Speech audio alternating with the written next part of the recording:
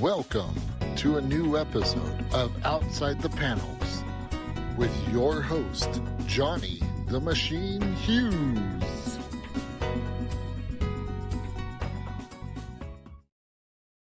Everyone, to an episode of Outside the Panels. I am your host, Johnny the Machine Hughes, and as you know by now, I love a great Kickstarter. If you don't know what Kickstarter is, it's on you. Here in this show, we get to talk to Kickstarter creators, and this week is no exception. We're the ultra talented John Kratky. John, how's it going? Hey, I'm good, man. How are you? I'm very well, thank you. Thank you for taking the time to spend the night with me. I appreciate this. This is really cool.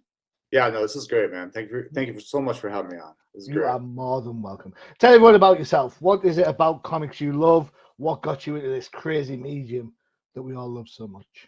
Wow. I started like a long time ago. Was it in a galaxy far, far away? That's fine. And no, it's right here on Earth. I kind of wish it was in a galaxy far, far away. It might be a little more fun.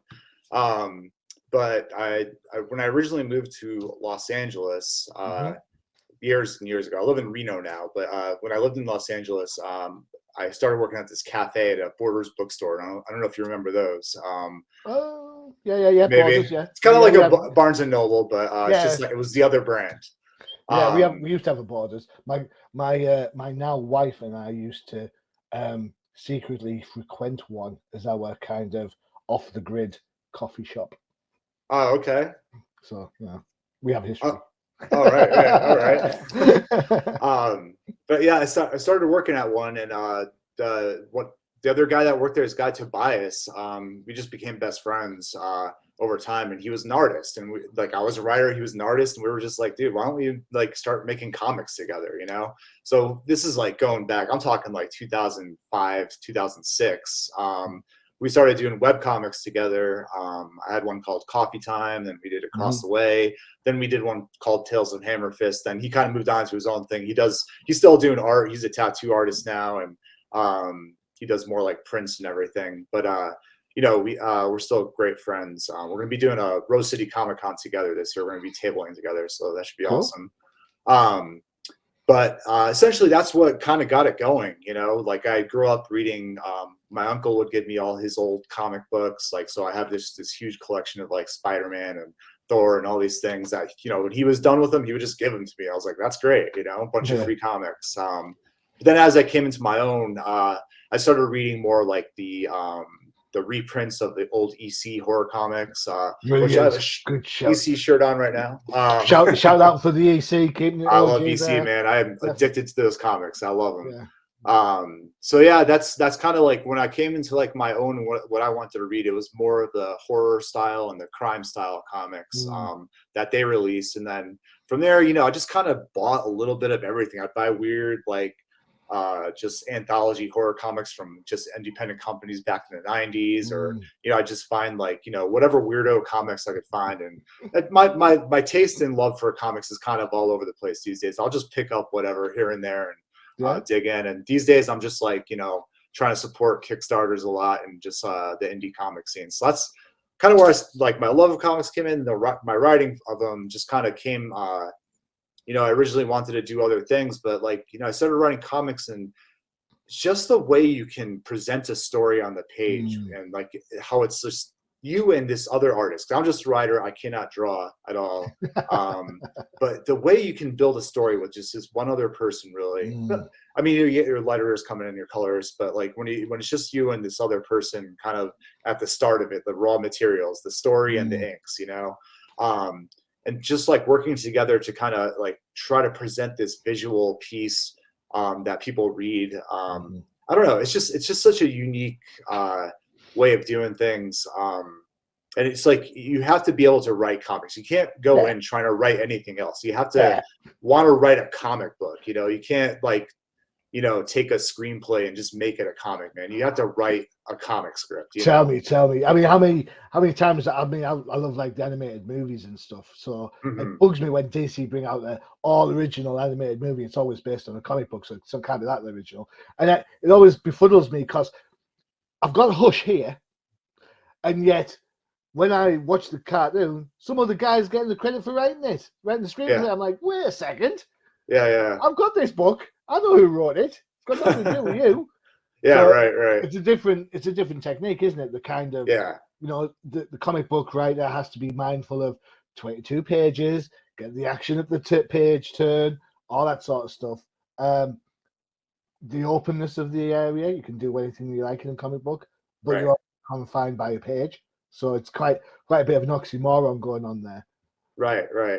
Yeah, and that's the cool thing about comics is like you can really just dive into anything, and it really is. Even though it is expensive to create a comic, I don't know if a lot of people know that unless they're actual creators. It's very expensive, especially when it's coming from just a guy who works, or just like a blue collar guy trying to do this. Do it on the side, if you've got a day job, dude. I feel your pain. This is still my work attire, so right. Do I walk around wearing a blue polo? No. Right. Yeah. I mean, I just got to throw on the button-down shirt after this. I'm going off to work, so. But it's more manageable. But even though it is quite expensive to like kind of put it all together, it's more manageable than kind of like doing like a movie or something, But you can. The good thing about it though is that you can create kind of any kind of world you want to, and you can make it, do whatever you want on the page, like whether it's fantasy or horror, or like I do a lot of crime comics, and like horror is my thing too. And you can just like you can be realistic if you want, which I kind of go for with some of my more crime noir style stories, and that's okay too. It's just like comics is just like, hey, you can do whatever, and there's an audience out there for it somewhere. So let me ask you this question then, because you talked about world building. I want to talk about EC Comics as well a little bit, but we'll come back to that one. You talk about creating worlds in comic books. How do you kind of, so you've got different hats. You've got your crime hat, you've got your horror hat, you've got the stuff in the middle. How do you as a writer then kind of look to engage those different audiences? I mean, name recognition will be some of it, of course. I mean, I love certain authors, certain comic book writers, and I see the name on the book, I'm picking up no matter what, right? Unless they do Thor. I don't like Thor for some reason. Anyway, but you know what I'm saying? So how do you generate that kind of new world experience for readers that will want to take part in? You mean like in a marketing sense? No, just from a writing sense, kind of like, because you've got your horror fans might not necessarily follow your crime friends and vice versa. You've got to make those worlds accessible, right? And don't take this the wrong way. Yeah, there are shed loads of comics out there. So how do you make yours kind of stand out to get people to say, you know what? Yes, I'm into this. I like this. I like this guy. You know what? I like his crime stuff. I'm going to give his horror stuff a try. How do you kind of work on that as a writer? Right. Well, just like world building wise for each of the different styles. For my horror stuff, like I kind of go for like a more gothic horror. It takes place in like a fictional Europe, like what I mean, like the old Universal or Hammer films. Oh, don't mention Hammer films. Oh no, you don't like Hammer? Or cool? Yeah, we love Hammer films. Absolutely love them. Oh yeah, I'm a huge fan, man. I love like Christopher Lee, Peter Cushing, all those guys are like my heroes. 70s sultry sirens, call me up. Yeah, you can't go wrong with them really at all. But I like with my horror stuff, I try to create that kind of environment where it's like it feels like a lived-in world, but it's like another time and another place. And I'm not very exact about it. I kind of make up my towns, and it's not exactly America or England or something, but it's just its own kind of place. It feels like something because it's just looks familiar. With my crime stuff, it's kind of weird. I don't know how this happened, but basically I have a graphic novel called The Black Wall. That's kind of where it really, really started. And this comic, Getting Back to the Normal, when I was releasing the Black Wall digitally, I would do it chapter by chapter. And with Getting Back to Normal, what I was going to do is like, just as like a promotion for the release, I was going to write a short story about like a different character from that comic, just to kind of see what their life was like. Maybe do like a 5 to 10 page comic. Okay. So I started off with Racoon, the star of Getting Back to Normal. and I basically couldn't stop writing it, and it became this 100-page story. And I was like, oh, okay, I guess we're just going to release a part of this story with each chapter of The Black Wall. And so my crime universe actually started the Black Wall, went to Getting Back to Normal. My new series that I'm doing right now, it's a 5-issue series. We're 3 issues in. It's called Home Free. I've talked to Al about that one a couple times. Cool. That one is also in the same world. And now with that series, I'm writing short stories, like more like novellas at this point, because they keep on kind of getting to like that 50 to like 100-page territory. And I'm releasing those with each Kickstarter for that series. And they're all offshoots of characters or events in Home Free. So I have this weird crime world. Like, I'm not a big creator. No, not a lot of people know who I am, but like I still have like a crime universe that I'm building that I hope people can like someday dive into. Yeah. And they're all kind of separate stories. They just happen to take place in the same world, and just like might have a character or an event that has something to do with the other one, but they're all separate from each other. Yeah. So kind of shared universe. One story's happening at one end of the block, the other story's happening at the other end of the block. Exactly. Yeah, there's some guy walking between the two. Yeah, get it. And I guess I kind of started there with like my original comic, Coffee Time. But the second comic Tobias and I did was called Across the Way. So Coffee Time took place obviously in a coffee shop in like Los Angeles someplace, just like this block of stores. And then our Across the Way was across the street at this bar. And that was like more of our like crime noir, kind of a darker story, while Coffee Time was like kind of a fun, everything but the kitchen sink story, Write what you know, so they say. It's write what you know. Right. Yeah, exactly. That's kind of like where we started with that. I work in a coffee shop. What can I write about? I know. I took it literally. We both took it literally. Then I realized, oh, maybe they mean just like if you really like stories about like criminals, you can just write about, crime or whatever, You can imagine some dude trying to rob a bank because he wants to write a comic book story. Right. You mentioned DC Comics. We'll touch on these before we have a look at your video for your book. EC Comics back in the day, getting old school territory here. They were probably at the forefront of the horror, shocker, crime books, and unfortunately they fell under the way when the comic book code came into effect. What they wrote back then was shocking for them. Their style isn't particularly shocking now. Right. So how do you kind of have that same sort of vibe, but now you're dealing with a lot more savvy audience? Right. You've just gone for the nostalgia kick, or are you looking to add to that sense of EC horror? Yeah, I don't like EC is inspiring to me because when I read an EC story, it's just like what they get in those 5 pages or so, 5 to 7 pages usually. Like I can't write short like that. I've tried. I'm not good at it. Like it just always gets bigger and bigger. But like I kind of like I try to look at their storytelling. Even though there were sometimes too many words on the page and those things. They kind of overdid it a little bit. But like I like that they can get so much done in like such a short time period. And I try to like utilize that. And I like the pulpiness, of the storytelling. Like I try to bring like the pulpy storytelling, and maybe like my books are longer, but like I try to get those shots of storytelling in a couple pages where something new's happening, just to kind of keep the story moving. But I like the pulpiness of those old stories. Like I think pulp is really fun. But I like try to bring that into like a real world environment and try to just go with a little more of a realistic bent on it. I think that's kind of where the inspiration from EC comes from. Cool. I do want to do, I have an idea in my head of this comic I want to do. I've written a bunch about it on, just putting it down on paper, that I want to get somebody that does that style, like that kind of old school comic style, and just I want to put something together with it. But that's down the line. It's just like this idea I have in my head right now, and I got to get it out. I think I'm going to do it. I think it might be one of the next things I do. We'll see. Cool. Excellent. All right. Brilliant. Nice recap there. So, let's have a look at your Kickstarter. It's right here. Boom, boom. Let's get there. We'll show the video in a second. So this is Getting Back to Normal, a dramatic crime fiction OGN, the original graphic novel. All right, so here we go. We're going to have a look at the video. Watch carefully.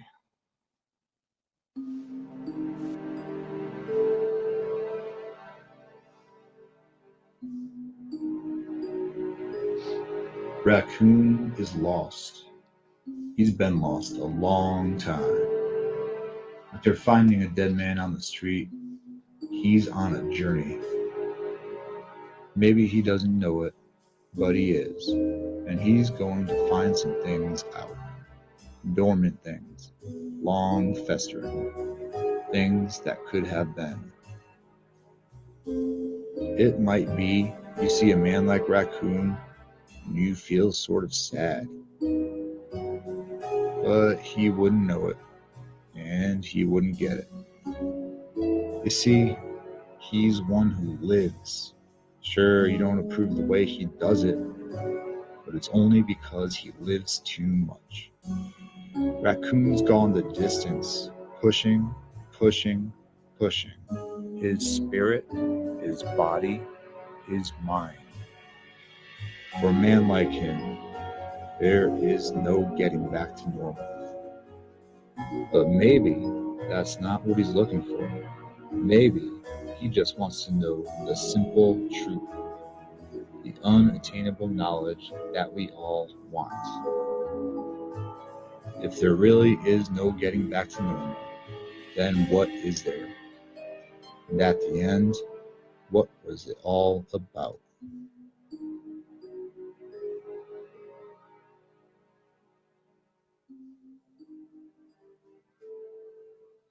Wow. Well done. That Thank works you. really well. Spot on. All right, glad to hear it. I like it. Actually- I like the gumshoe element there. That's some good gumshoe going on there. All right, cool. Thank you. That's the weirdest part about being like an indie creator is like all of a sudden you have to like, you know, edit videos together, which I don't mind because it's fun, but then you have to like narrate them and try to like, you know, I don't know. That's just weird to me is like doing the narration stuff. I'm like, Yeah. okay, I have to like act a little bit here, you know? I don't know. You did all right. You came across Thanks, well. man. Yeah, yeah. Appreciate it. You Yeah. need to hear that once in a while, right? Yeah, yeah, yeah. Like, hey, you did fine. I like this like the spooky piano music. I thought it was gonna go Sex in the City for a while, but it was all right. And then you know, excellent, good setup. Yeah, totally. I love that kind of noir gumshoe element. You know, I really like that a lot. Yeah, what was the inspiration for Racoon then? What was his? How did he come into fruition? In the Black Wall, he's in like that story like a couple pages. Essentially, the Black Wall takes place in Reno, Nevada. So does this story. And there's like a tent city there, and the guy in Hank in the Black Wall he has to go into tent city because he's looking for a missing girl, and he's talking to her mother in there, and Racoon is like her mother's man, you know, and he gets into a fight with the guy in a scuffle, and he's kind of like you view Racoon in that story as kind of like he's not like a nice guy, right? So I wanted to take like, but he's also kind of a crazy street man. Like he's a homeless man. He's obviously from the video you can see he has a drug problem. He's got issues, and he's been on the streets for a long time. So I wanted to kind of take that character, and I wanted to take the detective story, but with a guy who's maybe not a reliable narrator. You know, I wanted to take somebody who is a little out there. Obviously, you see his issues, right, from the video, and maybe he's not always working with reality. And so I wanted to like see where I could go with that, and what kind of story I could build with that. And that's basically where getting back to normal comes from. It's just the idea of like, we have a detective who's not a reliable narrator. He's not necessarily a bad guy. He's just been on the street for 20, 25 years of his life, you know, longer, who knows? And like, what does that do to a man? And like, you know, like, and there's an aspect of the story that's kind of existential, where Racoon's kind of like, he's taken on that moniker. That's obviously not his real name, you know. Yeah. But he's been Racoon for so long, he's kind of lost who he actually is, you know. Yeah. So there's he finds this dead body. He plans to, his whole idea is become a detective and find out who the killer is. But in the within the story, he's also finding out who he is. Yeah. So there's a couple of twists on there then. Right. Excellent. Look forward to that. Let's see what else I can show everyone. What have I got? Right, you were kind enough to send across a PDF of the sample pages. So let's have a look. See. Excellent. So this is Racoon. He's having a bath. It looks like. Right. Yeah. It's this is just like I wanted to introduce him. Right off the bat as kind of like a crazy man. So like I know this is like an all ages show, so there might be some words on there. But I wanted to just like this is like the introduction to him. He's just like emerging from the Truckee River naked in front of this other man, just like, who is this guy? What's going on here? You know what I mean? I wanted to kind of introduce him in such a way that's just like kind of memorable and for the reader to just be like, what is happening? Like it grabs your attention straight away. Yeah, it grabs your attention and like, who is this guy? And it's just kind of, I want them to have something memorable happen there. So that's where we're coming from right here. Just like, this guy's just fishing. He's just like, what is happening? Yeah. Who's this man coming up to me? Gonna need a bigger hook. That's all I'm saying. Right. Definitely. So the city he lives in, he's homeless, got a drug problem. There's a lot of stuff going on. Comes across a dead body in his brain. He thinks, "Hey, I can do this," and off he trots. And that in itself is its own adventure, right? Right. And just this part's like a little introduction to his world. This is the homeless camp he lives in. It's kind of a city-sanctioned homeless camp called Hope City.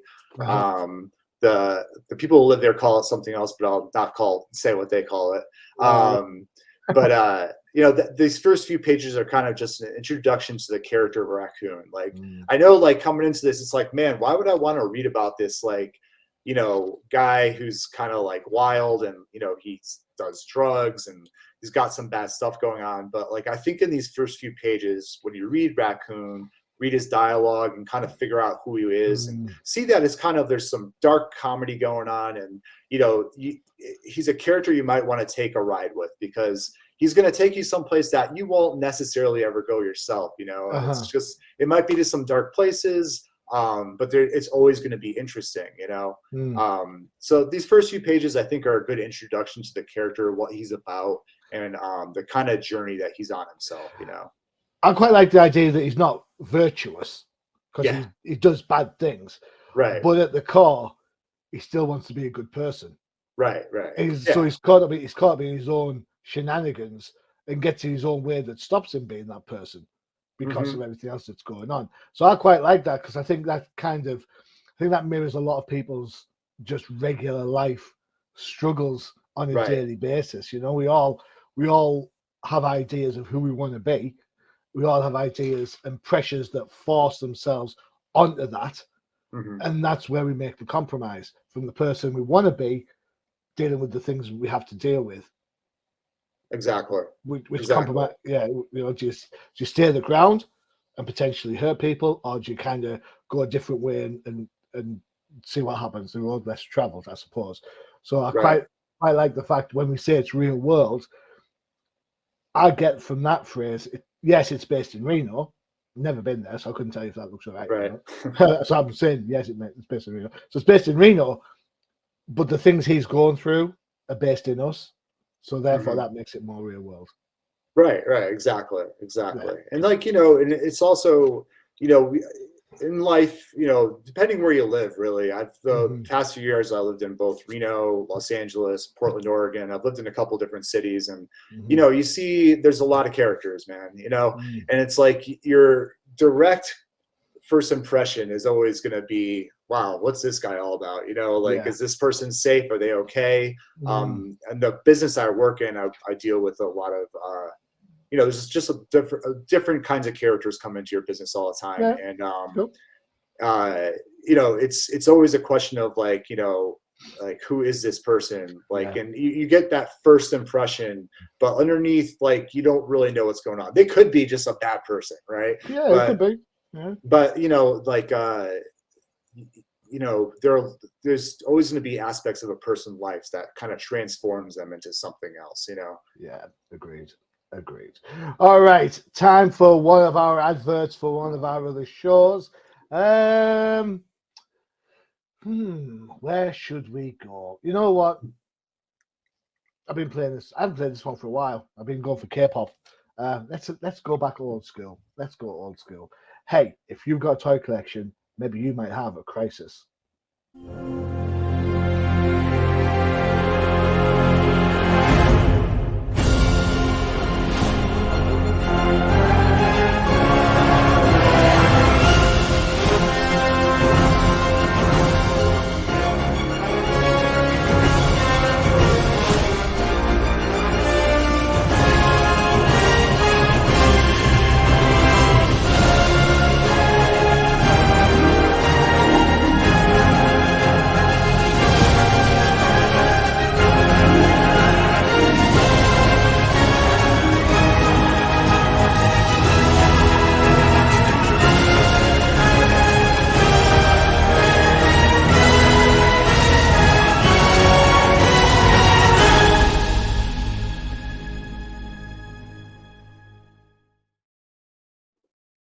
Crisis in the Toyverse for all you figure collecting fans out there. Go and check out Bob He's had a new Batman 89 episode dropped recently. Go and check that out. Massively popular. Just think, John, if you had a Racoon McFarlane figure, what would he come with? Oh man, who knows? That'd be an interesting figure, man. It definitely have his knife. Yeah, like his knife, a pipe. Yeah, the pipe would probably be there. Let's get McFarlane on the phone and see what we can do. Right. I'm all for that. You sent over a couple of pages.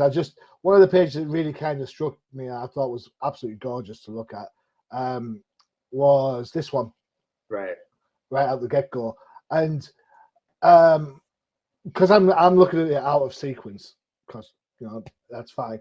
I didn't know if this is the bridge he jumps over in order to get in the water from the other panel we looked at. I was like, is that what's going on? I don't know. Or is he having a moment where he's thinking to himself, you know what, I'm done. I want to get out. I want to get off the ride, as it were. I think it's the latter more than the first one. The shoes falling off there and stuff. I think, it's just absolutely, we talk about mental health a lot over here in the UK, and that panel just absolutely screams at me. So. Right. Yeah, this is in this panel. This page. It's more. There's an altercation that he gets into that forces him over the edge there. But I do have to mention the artist is Luigi Criscuolo. He's from Italy. He's an awesome artist. I'm actually with the books that I'm doing, I'm actually having him do their covers, and I want to do a comic with him again because he's great to work with. He's real professional. And he does some like really beautiful and just like really human art. On these pages, it's like the character of Racoon. You're going to see him in all sorts of different ways, and I think he really brings out the humanity in Racoon's face. He does amazing work. I absolutely agree. Totally agree. Because you got to think that Racoon. She's not of particularly the same mind or body, so there's got to be an element of crazy to that that comes up. The other page that I really liked, that I thought was brilliant, and I think this kind of hints at the type of situation that he's living in. Where is it? It's this one. Boom. Let's see. There you go. He's kind of inadvertently found himself a burger bag, and he's like, "No Five Guys for me. I'm taking that bad boy right now." And that's kind of like the situation he's in, isn't he? He's like, he wants to be a good person, but he's hungry, so he's got to take the food, right? Yeah, definitely. I mean, the whole comic starts with him trying to find some food. Then he gets distracted. He starts getting into some stuff. And at this point of the comic, he's probably pretty hungry. So, he's not going to stop himself from taking a couple burgers from somebody. He's the type of guy who'll walk through a drive-through and complain. Right. Let's have a look at the Kickstarter, see where you are as we speak. Let me just quickly refresh the page because I haven't. Sure. It was opened up yesterday when I was getting ready for the pod that didn't happen because I was on the wrong day. like a moron that I am. Right now, I can't say the Kickstarter is at 30% funded, so we're doing okay. First week, you know, I've got a lot of pushing to do. You know, this is it's going to take a minute to get this one funded, I think. I think, yeah, I get that. I think the topic doesn't necessarily roll off your tongue, if I'm honest. Let me convert this into dollars for you. So you've asked for 2,000. You're on 612 at the moment. You've got 23 days to go, so you've still got plenty of time. Yeah. In relation to that. It's always tough with Kickstarters because in your head you're like, oh my God, I'm not even close yet. And then, but you look at those 23 days, it's like, I can do a lot in 23 days. Yeah. Man. Just calm down. Yeah. One of the things I do love is you offer a digital copy of the book. Massively important for an overseas reader like myself. I will gladly contribute to a Kickstarter. You know, I'll drop the $5 or whatever it is. But then in my head, if I have to pay $25 to get it shipped over, it's cost prohibitive. So as much as I prefer having the real comic in my hands, the necessity is that digital is the way to go for me. Yeah, no, I have a lot of digital packages on this. Yeah, this is actually the first campaign where I'm actually doing overseas shipping because I thought I'd give it a try. This is my fourth campaign. The three other were with Michelle Lodge on Home Free. But yeah, I decided to dip into the international, just see how it goes, because it's just, you know, every time you do something new, it's just like, you know, like, how am I going to do this? And is this going to work? Am I going to undercharge for shipping and, you know, end up owing a lot of money? But I figured, let's try it out. That's cool. Yeah. I noticed on the adverts here there's color. Is the book going to be black and white, or is it a color book when it's done? The book is black and white. This is the variant cover right here. This is actually done by Michelle Lodge, who does the art for Home Free.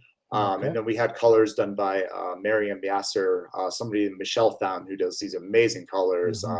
And so she's going to be doing some stuff for us with on the Home Free campaign that we do in a couple months. Cool. Yeah. Cool.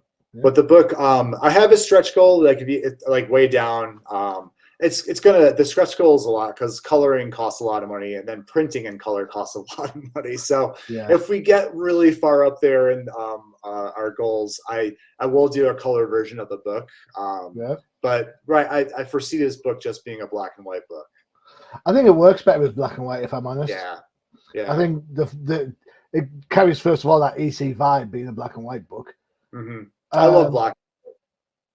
I think it kind of just adds something to it. The reader can add on their own sense of grey to things, and that's the kind of world he lives in. He doesn't live in a full color world. He lives in shades of grey, doesn't he? Right.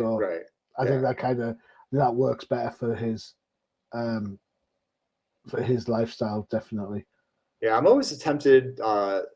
Most of my books, my crime stuff kind of sticks with the black and white, just because I just like it. I like the way it looks for crime stories. It just fits. Like, I'm a big fan of film noir, so I go back into those old films all the time. So it always works better when it's black and white, I feel.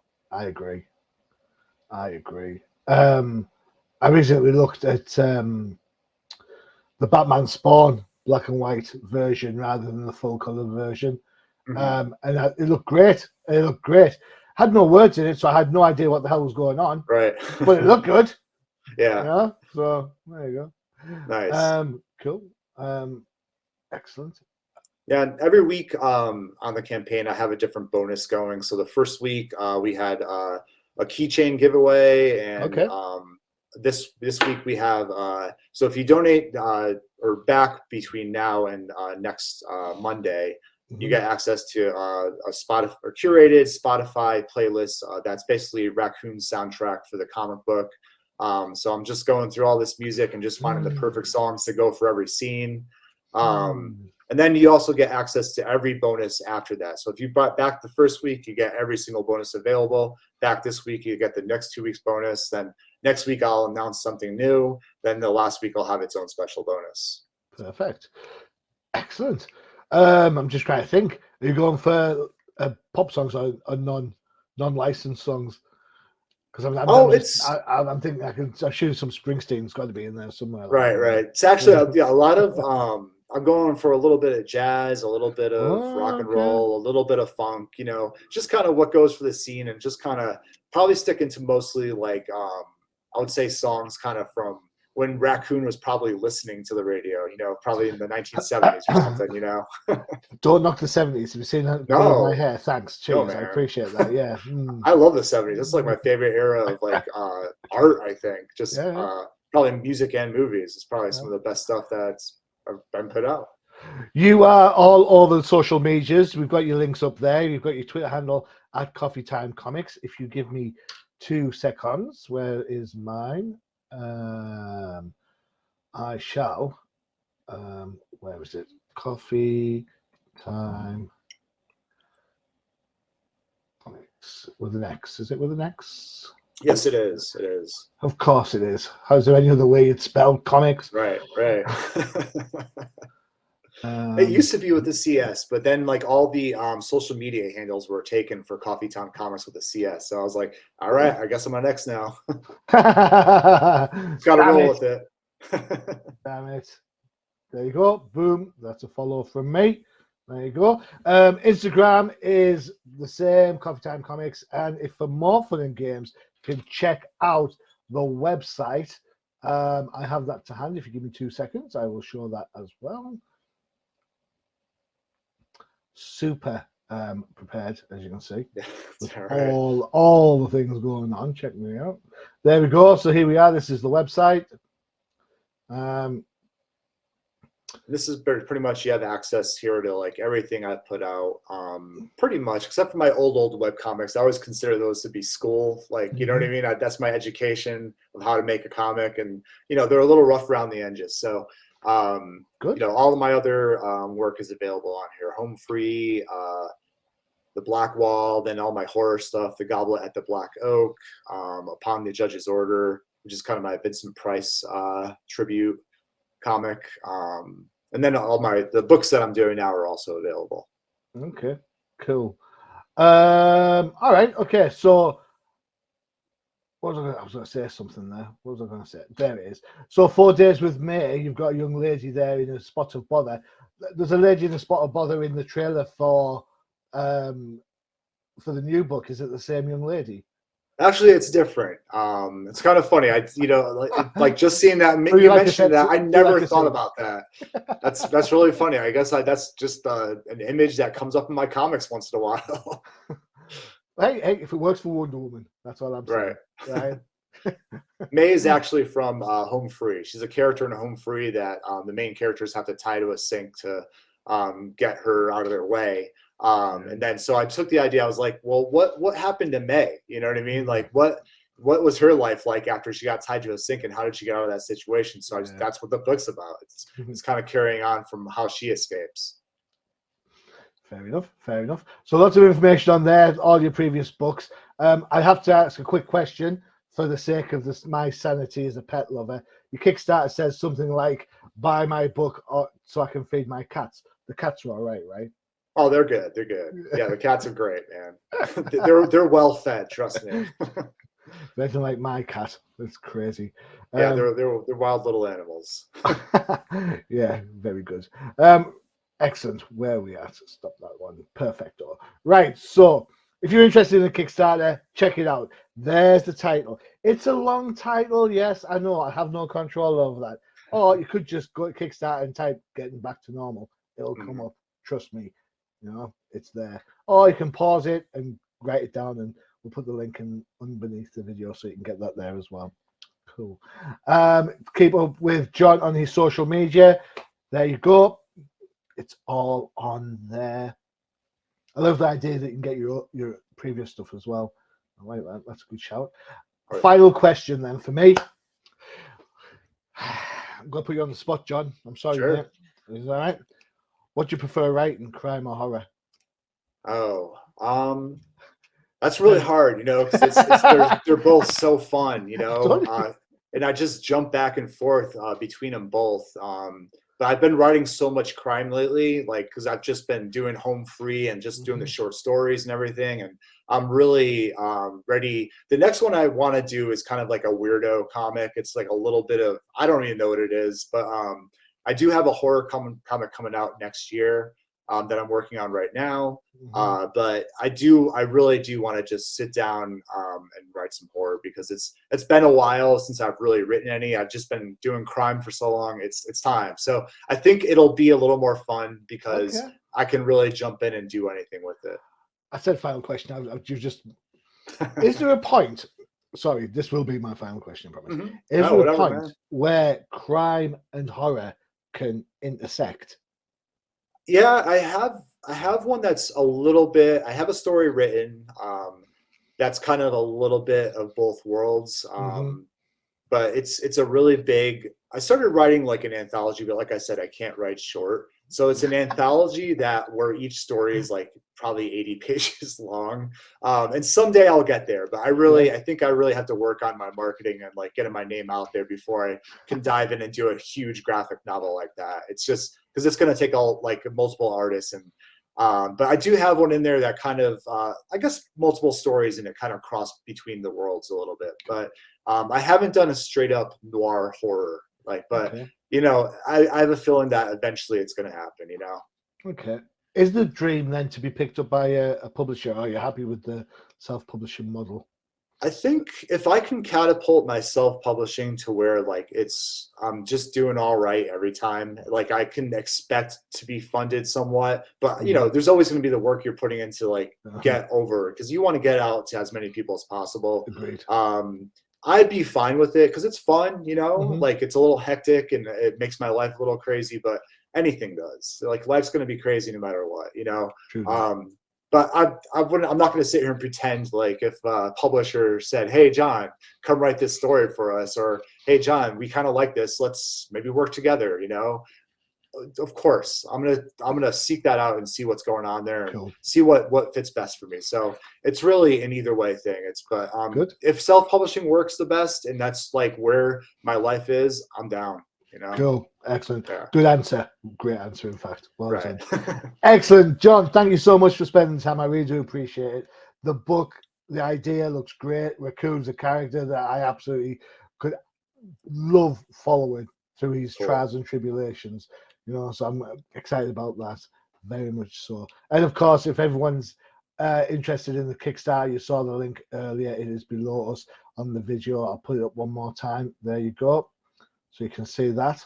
There you go. Cool. All that's left for me to say, really, John, is thank you so much. Really appreciate it. Thank you. I appreciate having me. I promise next time I'll have better lighting. It's fine. Don't worry about it. I think I made up for it. Don't forget to check out the new CPM for all your favorite shows, including, you saw the advert earlier, it was the Crisis in the Toyverse. And if you like things a little bit more mainstream, don't forget No Price Podcast for all your Marvel, Disney, and MCU stuff, as well as TDC, the Definitive Crusade, for everything that is DC Comics. There you go. All done, all squared away. John, good luck with your project. It looks brilliant. It'll be fantastic, I'm sure. All right, thank you. Appreciate it, man. I've been your host, John Machine Hughes, and as always, adios. Visit undercovercapes.com for the latest and greatest podcasts via the Undercover Capes Podcast Network. Also visit our parent company website, comiccrusaders.com, all about comic pop culture.